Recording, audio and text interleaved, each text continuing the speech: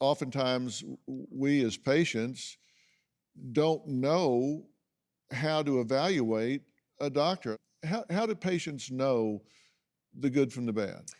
It's very difficult. The truth is, the party line we always tell you when we get asked that question is check the internet, check for board certification, check for the medical board. But as you can see from this case, none of that was there. I think you have to look at this, what we call the sniff test. There was something going on. They sort of had a feeling, and that sniff test, that smell test can be very accurate. The other thing is, if a doctor has been at a hospital for a short period of time, why? And they've been at this hospital for 2 years, and they were at another hospital for another 2 years.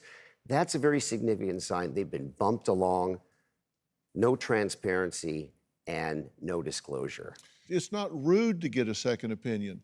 It's not rude to ask, how do I know you're the right person? And when you ask even the first question, you got a dressing down. Big red flag, right? When there's been a complication, when somebody's been botched, even a very good doctor doesn't necessarily want to address that complication. You'd rather just sweep it under the carpet. I'll see you in a month. Hopefully it'll go away. If you have a complication, go seek another opinion. Early referral is key to making sure that complication doesn't turn into something much worse.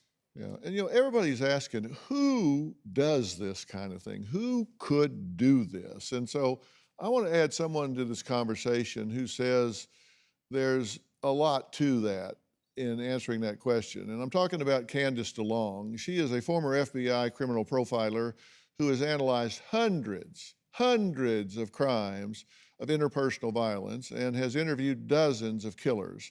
She's also a former head nurse at Northwestern University's Institute of Psychiatry.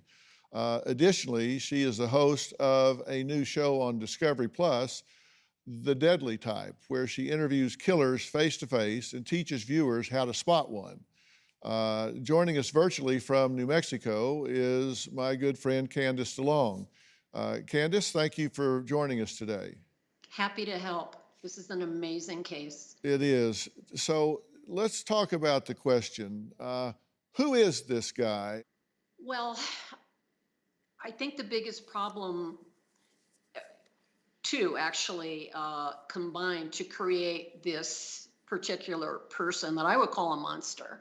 And I say that because he is not mentally ill. He has a couple of mental disorders, as I see it. One is a psychopath.